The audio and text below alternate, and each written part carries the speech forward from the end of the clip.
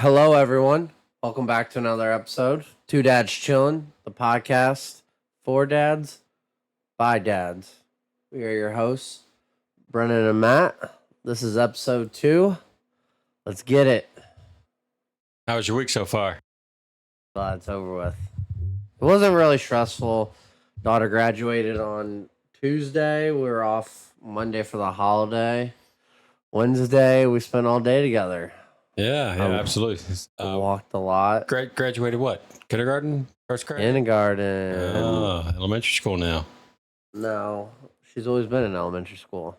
Times have changed since we. Kindergarten's now part of elementary Yeah, school? it's changed since you were in elementary school. You know, before they had computers and everything, you guys were writing on stone tablets. No, but this is episode 2. Welcome back. If you're a returning listener, we appreciate the love and support that you guys gave us on episode 1. Like I said during the episode, it wasn't the most exciting or whatnot, but just giving you a little insight as to who we are and our family makeup and whatnot. In this episode, we're going to kind of talk about our week, some of the things that we did and saw at the memorial, and then we're going to hit a huge topic that I'm going through that I'm also trying to get Matt to go through again. But no, we're going to hit the home buying process. I think that's a major topic that, dads really don't fully know what they're getting themselves into or really what it is until you're there. Yeah, so, tell people about the memorial if they're not familiar with it. Yeah, so the memorial is, they call it Jack's course. Jack Nicklaus, one of the best golfers of all time, I guess you could say. I mean, I never saw him play. You probably did. You probably remember when he won his first major. No. He was a golfer in, the 60s, 70s? I know he was definitely the 70s. Definitely, generational talent. Yeah. But no, they say he was definitely Tiger Woods before Tiger Woods was Tiger Woods. Yep. Like household name wise. Still is. Yeah, definitely. We actually did see him for a brief second. We didn't realize that was him and his wife driving past us until... Him and Barbara. Yeah, until I looked back at the last second. I was like, oh, that's Jack. But no, it was... it's one of the, I want to say, don't quote me, I want to say Big 7 events that the PGA has just went, or Big 5. Something like that, but they did it in response to, the Live Golf. It's definitely one of their, marquee events now. Right. It's got the... I think that's what they're called, aren't they? The marquee events? Yeah, I don't know if that's the official title of them, but it's definitely one that,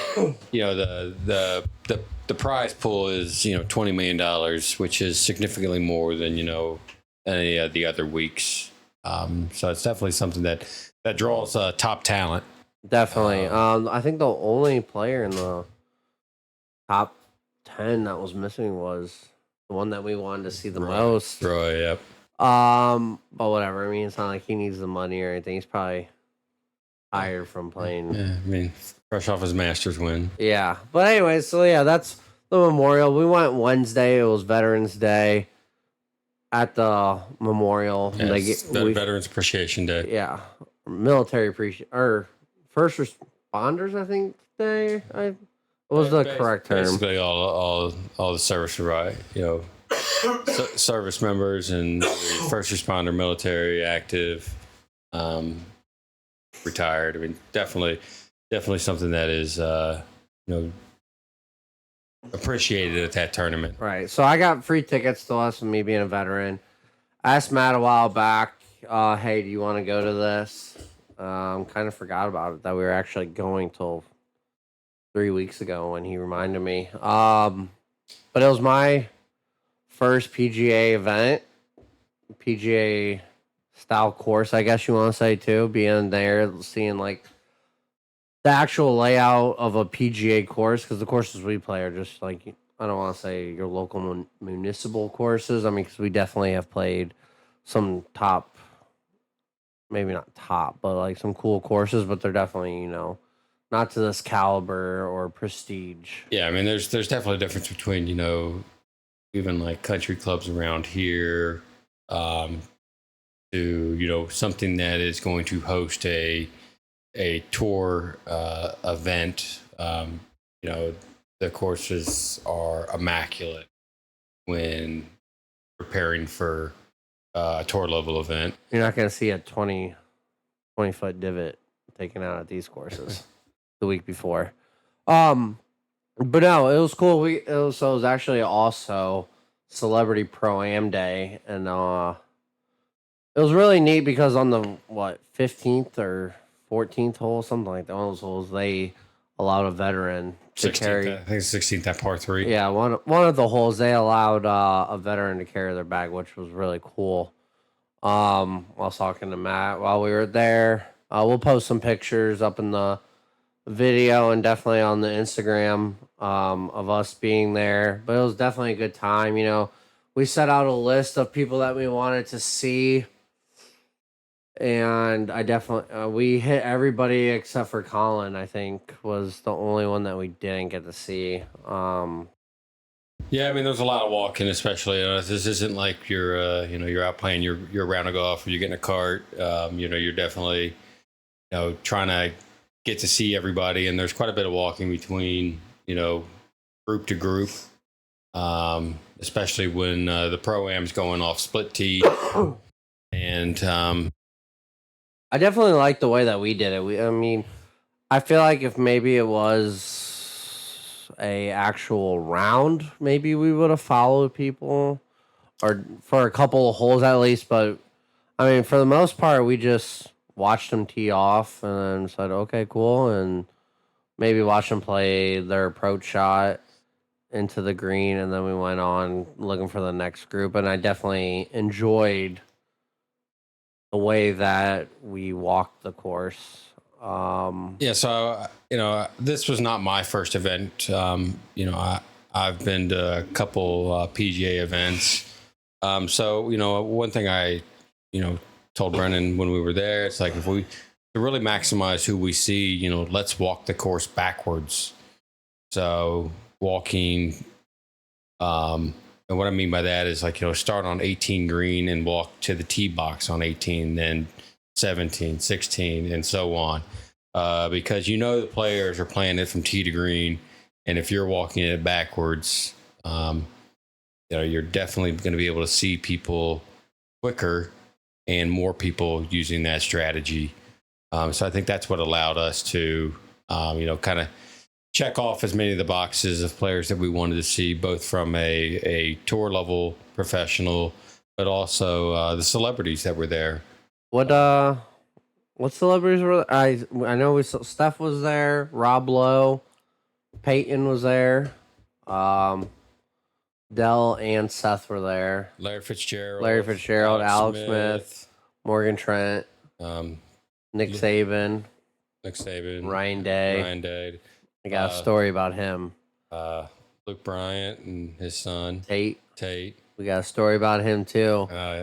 Zach Brown got a story about him too.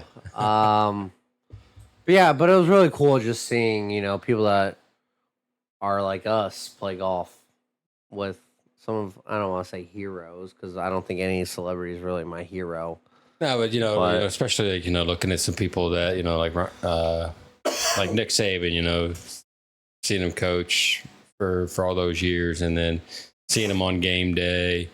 Not really interacting with them, but just seeing him in person, and with a relatively short distance between us.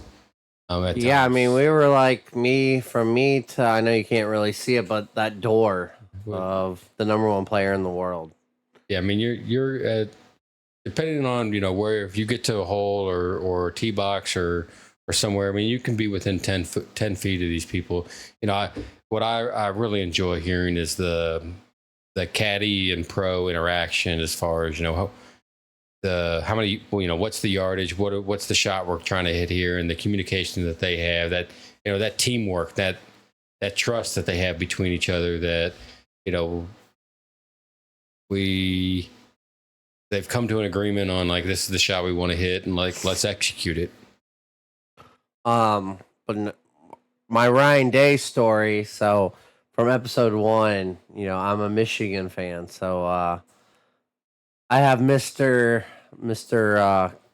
Don't make a scene next to me, and don't say anything stupid. Don't say anything Brennan would say, type thing.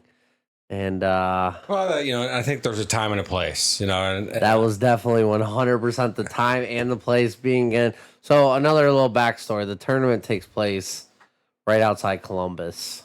Dublin, Ohio, which is where Ohio State is. So me being the Michigan fan that I am, I'll put the picture in the video, but I held up a sign on my phone that said it's been 2006 days since Ohio State beat Michigan, and I had Mister Conservative over here telling me don't make a fool out of myself, but I couldn't not take a jab at. Yeah, but I mean, you didn't yell it, and and I am very respectful of the golf and the kind of the unwritten rules as far as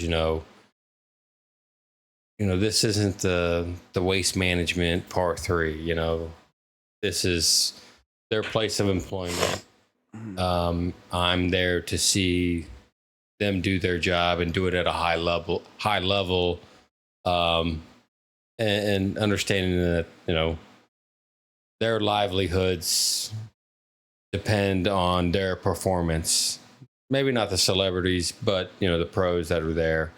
I want to give as much respect as possible. Who knows? Maybe one day I'll be at that celebrity pro-am, and two dads chilling, baby. I wouldn't want somebody heckling me. I went home later. I don't know if it was when I went home that night or last night. I was watching Good, which was one thing that we talked about while we were there, and how they've just exploded. I don't know if you saw it or not, but Good was there Saturday or Sunday. Oh, really? Before the tournament, yeah. I meant to tell you that. I meant to text you that the other day. They didn't get to play the course because and they got a putting lesson from Jack. Oh, okay. And Jack, I guess apparently they were gonna play the course and everything, but the day before, it got a bunch of rain, and he had to close the course down because I guess there's a group or whatever that pay a lot of money to play the course the Saturday before the tournament, and he had to close it down and not let them play. So he's like, I don't think it would be fair if I let you guys play, and they didn't. Sure. Yeah, I mean, the YouTube golf scene has certainly helped golf tremendously grow the game with a younger generation. Golf is not your dad's sport anymore. It's And what's crazy is that you say it like that, but that's honestly what it was when I was growing up, because I never really. So I grew up during when Tiger was hitting his. I was like 6 years old in 2000, so by that time, I think he was a couple of majors away from the Grand Slam, or maybe one major away, whatever it was. But I think 06 was when he was at the top of his right, because in 06 was when he went downhill, right, or somewhere around there. But anyway, so I had that 6 year span of Tiger of the dominance. Yeah, and I didn't appreciate it, and now I'm looking back and wow, because I was like, who wants to watch these? Yeah, well, from the '97 Masters was kind of this. Right. I always used to tell my grandpa, why you watch kind of thing. Why are you watching this? This is so boring. But it's you can certainly appreciate what him and many of the pros can do with a golf ball. Oh, 100%, and I do that now. As you do now, because you get out there and swing, and you're like, and how come I can't do this like they do it? I wouldn't say I can't do it, because everything I do is greatness, but maybe it just doesn't go as far, or maybe I can't do it. But no, so that was cool to see, up close in person, just hearing it because I told you on T1, or it was the first hole that we saw, and Scotty teed off with what was a 3 wood, I That was hole think, 3. Yeah. a 3 wood or an iron, maybe whatever it was, Yeah. and the 3 wood. ball just whistled past, and it was just like the cleanest contact you've ever heard. And then we saw him hit driver on hole 5, the hole right behind us, and it was just like a sound of beauty. Like it was a great time. I absolutely loved it. Well, I mean, that's what happens when they hit the they hit the center of the club face every time, and Yeah, I think I was telling you, you're like, look at their club face. And I was like, wow, mine doesn't look like that. Mine looks like a Picasso, and it's painted all around, just except for where it's supposed to go. yeah, you're looking at like especially that 3 wood, because that's kind of what I look at. It's like, okay, Right. It's like, wow, look, that wear mark is in the middle of the club face, and the rest of the club looks pristine. I think our coolest interaction of the day by far was a 5-second interaction that we had. And you kept telling me, no, I'm not doing it. I'm not doing it. I'm not doing it. I'm not doing it. I'm not doing it. And I said, you're doing this. You are doing this. And you're like, no, I'm not. I'm like, Matthew, you are doing this. And it was, I don't even want to say a hero of ours or anything, but somebody. So Matt and I both like F1. I know it's not a very common sport here in the States. It's gaining not popularity. common, right? It's gaining popularity. It's definitely gaining popularity with what, 3 races here, right? They got 3 races. 3 races here. But, the biggest. I definitely think contributor to the increase in popularity was Logan Sargent. Was Drive to Survive. Yeah. Netflix. I mean, that 10 episode season every year. This guy right here is definitely, you're painting the picture of me. I mean, that's where I got onto it. But I mean, I heard about F1 during what was that? Was that the year before COVID? That 1 point victory that Max had. You know what I'm talking about. Yeah, was it that one or was it the year before that? But yeah, I know which one you're talking Yeah, about. but that's where I down to the final race. Yeah, I got interested in it, and I kind of hate myself for getting interested in it because it's like now I'm watching it and I'm like, well, this was 1 point. Races were good, and now it's like nothing like that. I told Matt yesterday. I said, what's funny is like we like the 2 most boring sports in the entire world. Like when you actually look at it, they're the 2 most boring sports in the world. But to us, they're amazing. And I don't mean boring from like a there are certain golf tournaments that draw a bigger viewership than others. But for the most part, golf is boring to watch. Right, on TV. Absolutely. But I watch it mainly because I enjoy playing golf. Absolutely. And I look at it when I'm watching it is the situations that they're in and like how can they get out of it? Because how can I incorporate that into my game? Do they they play the numbers in their head, right? As far as like if I hit it here, what's my probability of success, my execution, and then if I miss it, what's my score going to be? And watching them strategically plot themselves around a golf course, and shoot a great number, just by playing their game. It's something I am definitely trying to incorporate in my game and have been for a couple of years now, as far as learning when to take the risk and when not to take the risk. As far as the hero shot is is more successful with the pros and less successful with the amateurs. I tend to disagree. But no, I mean, we just played two different styles of golf, and well, that's But and I look at it as like you're looking for the one shot, the one hero shot that works, and you can say, "Oh, it's a great round because I hit that one shot." absolutely Where I may not, have the hero shot, but I can say I had a great round because of the way I scored. right. I think we're getting off topic here. So, anyways, back to what I was saying. So we got to meet and have a little 5-second interaction with Zach Brown, not Zach Brown Band, the country. Zach Brown, the McLaren CEO. McLaren Racing. So he's over Racing IndyCar, F1, McLaren Motorsports. Just in a 30-second brief description, what does a CEO for F1 do? I mean, he's like as far as like. I mean, he's in charge of marketing, brand deals.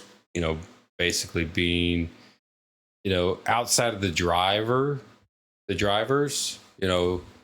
He's one of the most recognizable faces on the team. Right. Yeah, because I mean, you got Toto, who is same Mercedes. You got the dude from Red Bull, Christian Horner.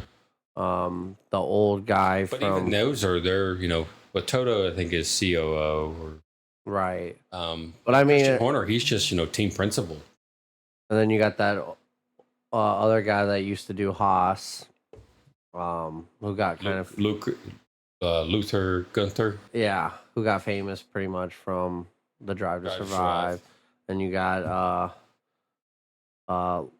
Lance Stroll's dad, Aston Martin. Oh yeah. I can't think of his name, but anyways, they're like kind of like, I don't want to say the mascot of the team or whatnot, or the face of the team, because they're the face of the business side. Right. Yeah. I mean, they're just as big of a celebrity as anyone else. But yeah, we got to meet him, take a picture with him, and tell him congrats, and he seemed genuine.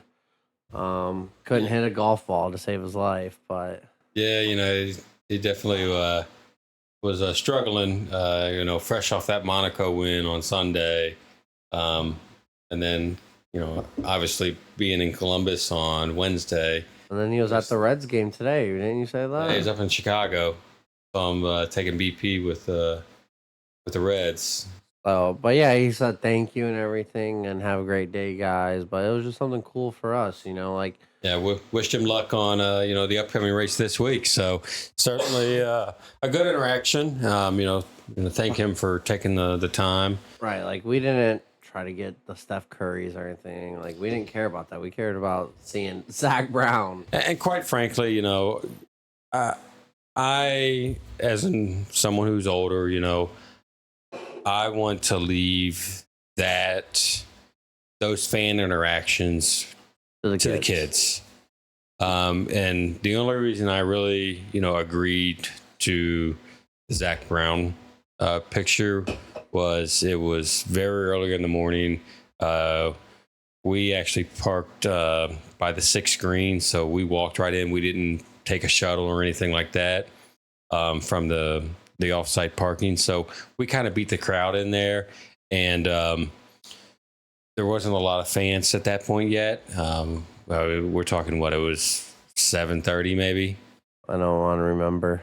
But had it been busier and the rope was a little more packed, I'd have definitely taken a step back and let those kids have that interaction with him. But also too, I think like Zach Brown wasn't like a name that like kids, the kids weren't there to see him. Like no, but I mean, kids also see somebody inside the rope.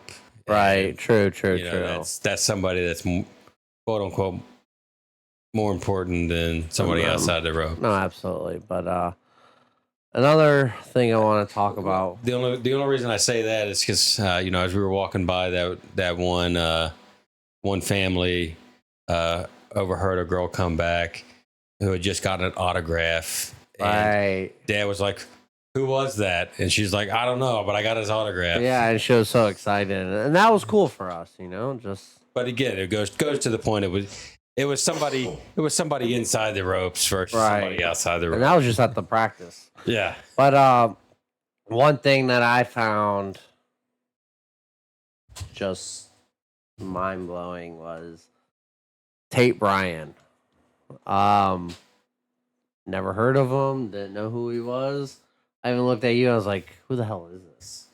You're like, "I think that was Luke's son." I think it's a son. I was like, "Okay, what does that do for me?" But no, that kid could hit a golf ball. Yeah, he stepped up on that tee and He didn't care. I mean, and so just to give a little insight, he was playing with Jordan, right? Was at first, wasn't it him and Spieth? yeah. And then who was the other pro? Who was the other celebrity? Was it Luke? I can't remember who the other celebrities were, but he just got up there. I mean, there was a decent crowd around, and he just got up there and hit it like No problem. no problem. Right down the middle of the fairway. And I felt like I was gonna quit golf at that time. But I don't know. So that was really cool. Like I said, we'll throw some pictures up there if you're watching on YouTube. And I'll definitely throw some pictures on Instagram of it. Now would you do it again? Absolutely. I think they do this veteran or whatever you want to call it, Military first responder appreciation. responder day every year. I think you and I are gonna make it a yearly tradition to at least go up on Wednesday, if not. I personally like going to practice rounds over, And it's not too far for us either. tour or Like actual sanctioned rounds or whatever you want to call it. Yeah, when it's versus actually event rounds. I just feel like there's a little bit more interaction with the pros and the fans, and it's the pros they're practicing, so it doesn't really mean much as far as like the round or what they're doing. Nobody's keeping score yet. So I just feel like it's just more enjoyable for me. That and when I'm watching it on Thursday, Friday, Saturday, and Sunday, I get to see the shots. I can Absolutely, yeah. Versus when you're at the course, you may hear a big roar from a different hole, and you're like, well, what happened? And if there's not a video board around you, then you are pretty much clueless and hearing it from word of mouth or on Twitter, etc. But yeah, I'll definitely do it again. We're definitely gonna do it next year. And we'll definitely be getting together for the U.S. Open, the U.S. Open. Probably won't be getting together for the British Open. It's a little bit too early for me, but no, it's a big year for golf. We got the Ryder Cup happening. Hopefully, we can bring it home or back home, right? Yeah, back home because we look like a bunch of clowns out there 2 years ago. We got absolutely annihilated. Team golf, it's good and it's bad. It's sometimes tough to get around team golf events when you're so used to playing individual. Right. So yeah, and then afterwards, I've never been, so we definitely had to check it out. And I know you were in the market for a new toy, as I like to call it. And we went to a PGA Superstore, which was cool. I kind of got my hopes up, like you told me not to, but I was like kind of like expecting a Walmart for golf, and I was kind of let down on that. Like I expected them to have like literally anything I could ask for, and they didn't. And I mean that from like I was looking for like shafts, another shaft for my driver to switch it up, and they didn't have any. And like you're the PGA superstore, you should have them. Yeah, I think there's just, especially with shafts, like if you had one in particular you were looking for, but I think there's so many different varieties and weight and stiff flex the flexes Flex, yeah. that it's nearly impossible to have every variation Right. in the store. So if you went in and said, like I need a hazardous blue 6.0 and a driver shaft, like they may not have been able to give it to you right then and there, but like, hey, we got some in the warehouse. They even had some stuff that you were looking for that they didn't have, like a certain grip and everything. That's I mean, at that point, it's personal preference. And also, I mean, there was definitely a bin for it, but absolutely, it just happened to be sold out. I definitely think too. It was definitely like you told me before we got there that it's going to be merch heavy. I mean, not merch, but apparel heavy, I guess I want to say. And that's kind of like what the whole half of the store was like half apparel. And I don't know. I mean, it was cool to go there. But I don't want to talk about the golf fitting forever. But anyways, I guess I just stepped over my 2 feet. But that's why we went there. Is Matt got fit for a new driver. And like I said, I don't want to take too much time on the golf fitting because we could spend hours and hours on that alone. But what'd you think? Would you do it again? Did you enjoy it? Was the money well spent? Because I'm just learning that fittings aren't free anymore. Well, they're still free in some places. No, I would probably do it again. The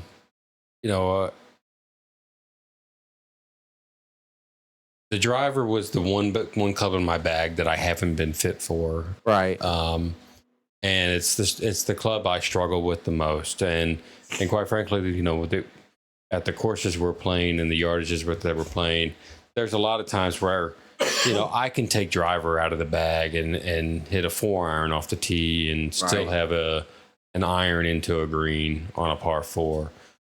So, I was really looking for some help with the driver to help me get better, because as I know, when I get for me to get better, I need to be able to hit shorter clubs into greens, right, and just kind of I mean, that also helps.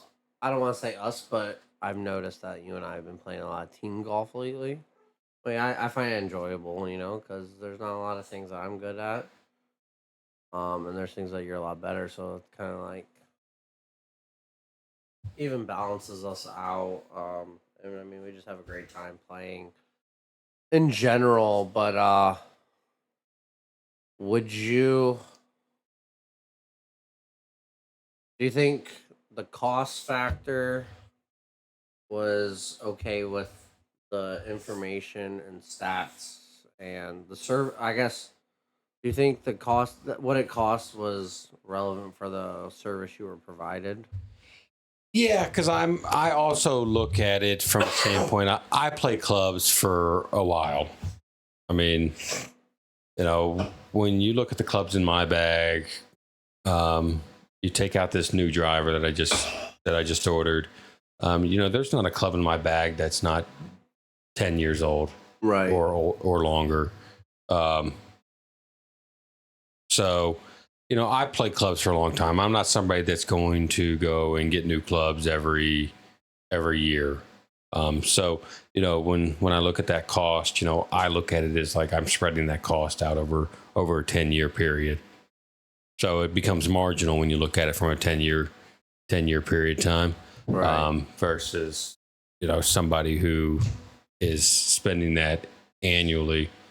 Let's take a break on that, and then when we come back, we'll get into this home buying. Sound good? Sounds good. And we're back. Kids. You gotta love them. No, but our dad topic of the week, something relevant to me and what I'm trying to get you to do, but you're not budging. No. Just kind of like your driver fitting. Yeah, home buying. How's that going for you right now? It's going. Everything progressing where it needs to go? Yeah, so I am grateful that, my home buying situation is going a lot smoother and easier than some. But I was kind of prepared for that. I got all the necessary documents and everything to my lender in a timely fashion that she needs them, just so that way, I don't have to deal about it later. Um, it is definitely a stressful situation. Just, trying to pack up and get out of a place that I've been for 6 years. It's kind of, And all this stuff you've acquired yeah. through the years? I mean, it's kind of sad when I look at it too, 'cause it's like that's where I've raised my family for the last 6 years. But as Andy likes to say, it's time to grow up, Peter Pan. But no, it's a fun time. So I just feel like we're gonna not share our experiences, but just give out some pointers of maybe topics or things that we have noticed or have went through in the home buying process, because mine was definitely different than yours and probably different than a lot of people, and just give out our knowledge, maybe help somebody that's going through the same process. So we each have different loan types, which have definitely Well, and definitely purchasing at different times too. I purchased my home kind of right after the housing bubble popped. So I definitely bought mine at a very much a valley. Whereas I'm buying mine, I don't want to say at the peak of the valley because it is going down a little bit, but certainly up. But our interest rates definitely, vary like significantly, probably like tens, if not hundreds of thousands of dollars, like throughout the term of the loan. Well, it's in different. Your purchase price is different than my purchase price. Yeah, I mean the value of the dollar has definitely. Well, that and the property value has increased significantly. Where I got a new construction home for significantly less than you're getting yours for, because Right. it's supply and demand. Basic economics term. When there's a limited supply, the price is going to go up. Where when I bought my house, there was an excess supply and not a lot of people looking to buy a house. That and like areas too. Like it kind of takes a little bit to get out here where you are. Not like in the terms of like you're in the country, because you're not. But I mean, not like you have a Kroger right next to you. I mean, you do. But it's what, 10 minutes away? five to 10, Whereas depending on how you catch the lights. Right. Whereas I'm around my subdivision now, and there's Kroger's right there. Like we live in such different areas of Kentucky. Like this is kind of undeveloped-ish. Yeah, but it certainly is. I got a rural housing loan. What is that exactly? Because you were telling me that before this episode. And It's basically, it's not like it's not the inner city, or not somewhere inside like basically it's an up and coming area, in a sense, Right. where it's not overly developed, but it wasn't heavily developed as a city when I bought the house, we still had the same Kroger's, 5-10 minutes up the road. But that was really the only thing around Kroger's, and since then it's been, now we've got some restaurants, we've got coffee shops, we've got car washes, so it certainly is something that is continuing to grow. In the 14, 15 years that I've lived here. So it, would this house in the subdivision now get the same classification of a rural housing loan now? I haven't looked into it, but my gut instinct says it wouldn't, just because of the development that this area has gotten in the last 14, 15 years. Whereas I'm moving to an area that's already established, and it's, I would say, probably the most up and coming area around here. I definitely think I will make my money back. No issue. I want to sell it in 5 years, and probably I'd have a nice chunk of change in my pocket, honestly. I mean, maybe not 5 years, but definitely down the road. I mean, well, it also depends on, a lot of it depends on what you do to the house as well. Right. There's, as a homeowner, you will find out that there is maintenance that you are responsible for. That is why you are only a phone call away. Whereas, when you're a tenant, they are only a phone call away. Yeah. And then, you make that phone call and it's quote unquote no longer your problem. Absolutely. Whereas now it is my issue. Yes. You've got to do the legwork to do it. Yeah. But I mean, I don't mean it just by that way, but like, what are you doing to increase the value of your home and not just letting time be the increaser in the value of your home? Right. And what I mean by that is, paint, light fixtures, doorknobs, flooring, kitchen remodels. There's things that you do that increase the value and give you that return on that investment, to kind of keep the house up with the style of what's popular now, even though maybe you want to enjoy it, but you don't want to necessarily do that and then sell the house, right? Right. You want to enjoy the upgrades that you've done. So, and I've done that over the course of the time that I've lived here. You were in it. Yeah, I mean, I've converted my basement, which was one big room. I've put, a home office, very methodically laid it out to where, I ran internet cables in here. I've got an insulated interior wall to help with soundproofing it.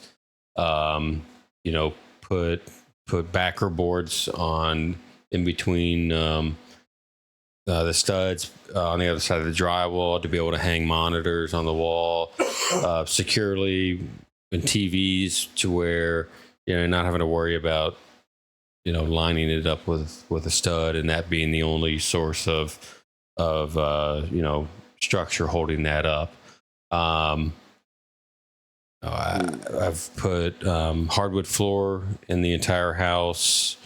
So, if I ever decided to sell the house, in the next, say, 5 years, these are all things that are still very trendy now.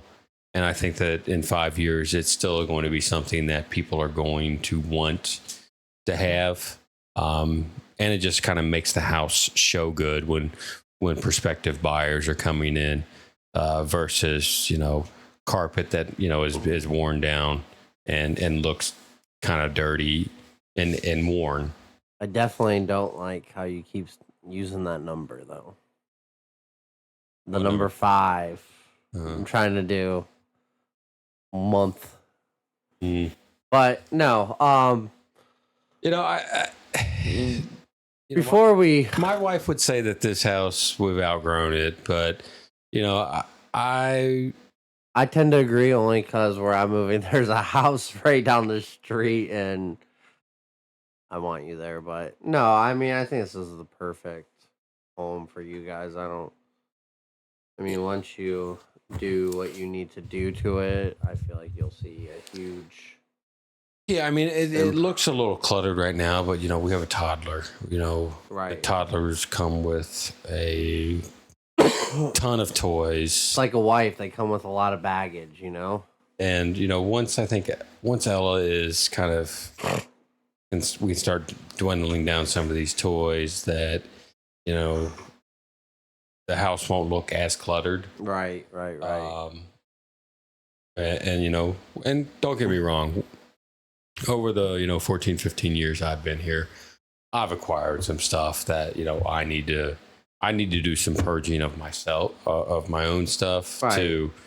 to create some more room. But I feel like that's just anybody that's lived in a place for a period of time. We all acquire stuff. What would you say when someone asks you like how you set yourself up financially for you to purchase your home, or how? Let me rephrase that. How did you set yourself up financially to get your house, and what were some of the steps that you took to not being, what, lack of better terms, house broke? And for our listeners out there, house broke is meaning, you have this big giant house, it's beautiful and everything, but you're basically that that's all you have. Like, you're confined to that space. Like, how did you know, like, did you run a whole bunch of spreadsheets and everything? Because I know that's like your thing to, like, oh, if I spend this, and this, like, or did you calculate in 5 years I plan on making this, 10 years I plan on making this, so I might struggle in the short term, but in the long term it'll pay off. Like, what did you do to set yourself up financially so you weren't in that house broke category? I think it's looking at your income and putting together a budget. And I would say this to anybody, what's your budget, and stick to it. And by budget I mean, what's your fuel expense in your car, on a weekly or monthly basis. What's your groceries expense, all your utilities, your income, as far as what you make, and then minus out the expenses, and kind of what can you afford while still putting money into savings, because it's inevitable with home ownership. Something's going to break. It's not a matter of if, it's a matter of when. So it's being honest, and, being honest to what you can afford. And when you say afford, do you mean like what the bank tells you can afford, or what, like, physically looking at yourself in the mirror and be like, can I still go on vacation? Can I still do this? Can I still do that? Because I feel like those are two completely different things. Well, that's part of the budgeting part. If you want to go on a vacation every year, and you say, this vacation's $6,000 every year, like, and we set aside $500 a month for that every year, so we can do that every year. Like, that's an expense that you need to account for, to be able to go on that vacation.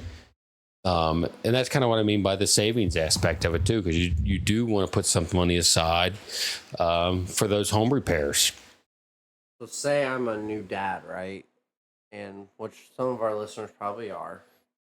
You know, I'm living at home with mom and dad, and I want to move out.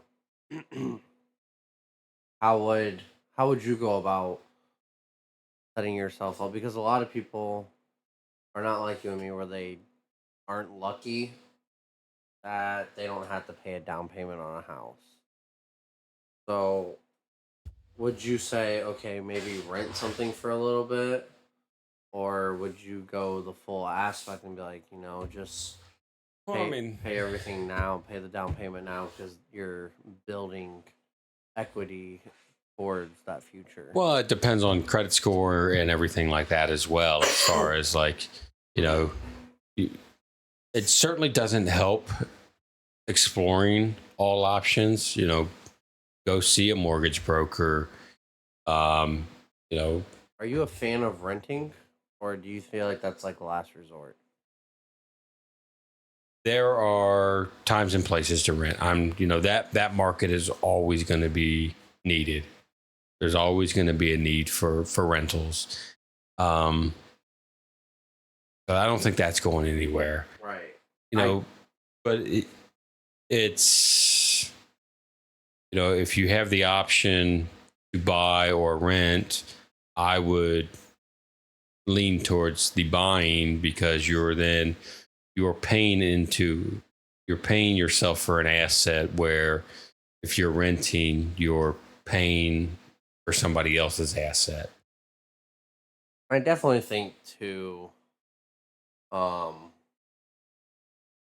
you should only buy if you have the necessary means to do so, not just because you don't want to pay someone's mortgage or assets. And what I mean by that is, like you said earlier, everything's gonna break one at some point. Um, that's just my kind of thoughts on it. Well, it's not just there's also more to it than just something breaking. You know, you know, you got to mow the yard. If you're not somebody who likes to mow the yard or can, suck it up to mow the yard, as a homeowner, like if you're not willing to do that, then you got to pay somebody to do it. The upkeep of that yard, and quite frankly, I'm not a huge fan of mowing the yard myself, but I'm also You'd be damned if you were paying someone to do something that you. yeah. I mean, that's kind of how my logic. Like, I don't hate it enough to pay somebody to do it. I'd rather take that money and spend it on something that I enjoy versus paying for somebody to do something that I hate. And there's something that you have always said to me during this whole process that I want to pass on to them. I think you know exactly. Time is money. No, not that. But as far as like when looking for a home, and that's something I want to pass on to them because maybe it's not something that they're looking at. And that's the fact that you always say walls can be painted. Oh, yeah. Beams cannot be replaced. Yeah. And by that, it took me a second to like obviously I understood what that meant. Like this wall, that wall can be painted. You care about good beams, foundation, etc. And it took me a little time to realize that. And what I mean by that is, everything in a house can be painted or updated and whatnot. It's you want a good solid foundation. That's important. And it took me a little bit to realize what you were saying because it was like, why would I want to spend all that money on paint, on new housing, like refrigerator and everything? Like, all that can be replaced. Like, but why would I want to do that? And now in the house that I'm going into now, I think I got the best of both worlds of the fact that everything is updated. The paint color you can live with for Yeah, a period it's a of time. paint color. The appliances are new. But I'm also paying for that, I feel like, and Paying a little bit of a premium. yeah. But yes, I mean, when looking at a house, I would recommend you want good walls, good foundation. Cosmetic is easily changed, and it's the cheaper of the two to change. Absolutely. It's definitely cheaper to paint some walls than to have, concrete foundation lifted because it's sinking. And it's crazy because a couple of the houses that we were going to look at that I really liked, I sent them to you and you pointed that out immediately. That one that one with the floor that had waves in it that was bowing, and I really liked it. And I was gonna go look at it, and you're like, "Whoa, there's probably more there than meets the eye." Yeah. I mean, and even floor plans, like, they can be changed with, depending on how much money you want to put into it. Yes, non-load bearing walls can be knocked down and made into an open concept. It depends on how much money you want to put into it, but find a floor plan that is like, oh, this flows nice, this will work for us, but if the walls are, mint green and you're like, oh, that's ugly, like, dude, that's an easy one for me. Like, take that all day. Is that the biggest thing that you look for in a house? Just like walls and everything, because like you said, everything can be changed.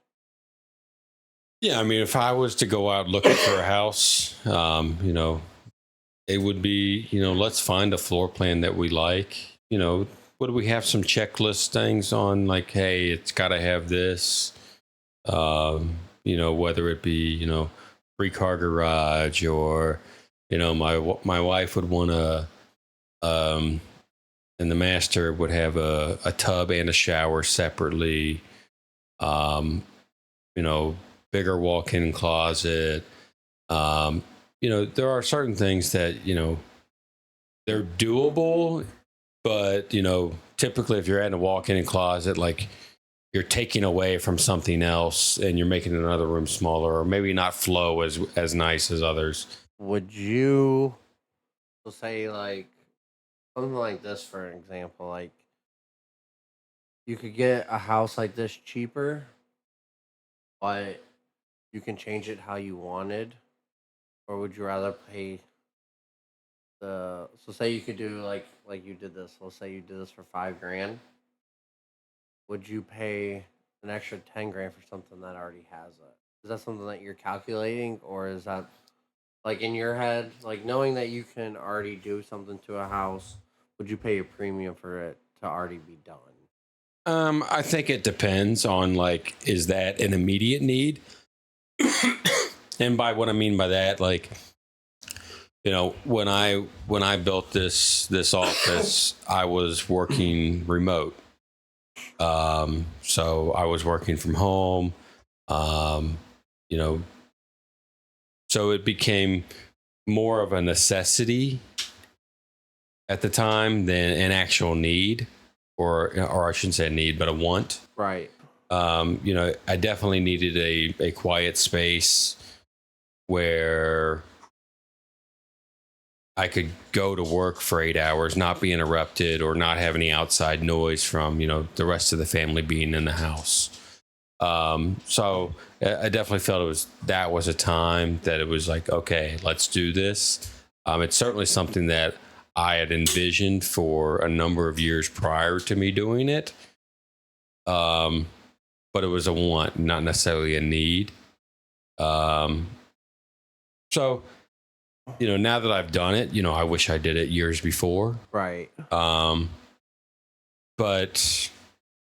I think it's a matter of, like, doing that kind of that immediate need in your head. Like, okay, yeah, like, I can put this in, but I can do it over the course of 5 years. And, it's not going to necessarily change too much of my day-to-day life, or have a huge impact on my day-to-day life. Now, being a homeowner so far, do you think it's paid off in the end? And let me rephrase that. Like, what are some of the payoffs in the end? Like, I don't want to say end. Like, what are some of the payoffs that you have had, like, being a homeowner? Well, I mean, I think it's it's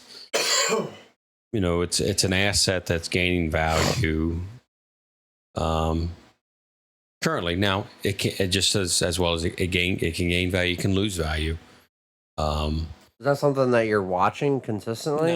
no, because I have no anticipation of leaving anytime soon. So, like, I've got a mortgage payment with property tax and insurance that is significantly cheaper than what I could rent a 2 or 3 bedroom apartment Right. for, or even a house for. So, like, it's very much like meets all the needs that I have right now and my family's needs. Um, you know, I would tell my family that, if we were to have to move out of this house because we sold it, and move into an apartment, like, our lives would be worse off. And not dragging on this home buying episode too long, but what are some special programs out there that people might not know about or even think about? I know especially here, I know a lot of states, I know Kentucky for sure. They have the first time home buyers program. Hmm. Um which like And I that's don't some of that's federal too. yeah. But I mean, there's different ones. There's VA loans for veterans. There's in my case, there was a rural housing loan, um, and I didn't necessarily know about that. But if you're interested in anything like that, like, find go to your local bank. They've got mortgage brokers, and they can tell you about special programming that's out there. And there's even different programming for different parts of a county or a state based on the population density. I would definitely piggyback off that too and say do your research before buying. Don't go in there blinded. And what I mean by that and say that is because like at the end of the day, home buying is a business. People are trying to put the most money in your pocket and stick to a budget. Find a good realtor that you like because at the end of the day, when you buy that home, you're putting money in that realtor's pocket. So just because you got approved for let's say $600,000, that doesn't mean you have to spend the full 600 or feel obligated to because that realtor is going to definitely show you houses for $600,000 Well, yeah, I mean, they're because they're it's a commission commission it's only. a commission job, so So don't be afraid to say no either. Just because you like that $600,000 home, I'm sure there's a house out there for $500,000 that might need $15,000 worth of work to get it in the same position that $600,000 house is in. I mean, you'd be surprised what a gallon of paint will do to a house. Oh, 100%. Um, but yeah, that's just our little tidbits and tips on home buying. Like I said, I don't want to drag it out too long. Um, next week we'll have another dad topic of the week, maybe a couple of topics. Just kind of feeling things out on how we do about the just the one topic, whereas maybe some episodes we can throw 2 15 or 20-minute topics in there. I know this episode ran a little bit longer than we anticipated, and that was just because we had such a big event happen with the memorial and our excitement and everything. But yeah, we appreciate your guys' love and support. Um, um yeah, if you like what you hear, hit that subscribe button, follow us on all of our socials below. Again, in about 3 weeks you'll be hearing me double time. Not the gentleman next to me. He'll be replaced with Andy. Yep. And but no, we'll same setup, same office, same everything, just be much handsomer fella. No, I'm just kidding. But A little younger. A little younger, not by much. But no, we appreciate you guys for listening. I know we should probably change it to Two Dads Rambling, but we just want to get out the information to you guys, and like we said before, if we can help one dad or change one dad's life, I feel like we did a good job. Yeah, if there's a topic you'd like to hear more about, feel free to put it in the comment section, and we'll, if we've got any experience with it, it's certainly something we'll cover. But I think that's it for this one, and we'll see you on the next one. Want to give a special shout out real quick to Alex for doing our edits and setting up our studio. Special shout out to you, Papa Matt, for letting us use the home office. Yeah. Anytime. Special shout out to our wives for putting up with us. Yep. But yeah, that is the episode. We will be back probably Tuesday or Wednesday with episode 3. We'll see how things going. Be on the lookout for that. Do we got anything planned for this week? I don't think so. Daughter's birthday is in 1 week, so yeah. So got that big plan coming. We might have to record on a different day. We should be all right. But I know in 2 weeks we'll have to record on a different day too. We'll be going to fight night, so we'll cover that, and yeah. But we'll see you guys next week.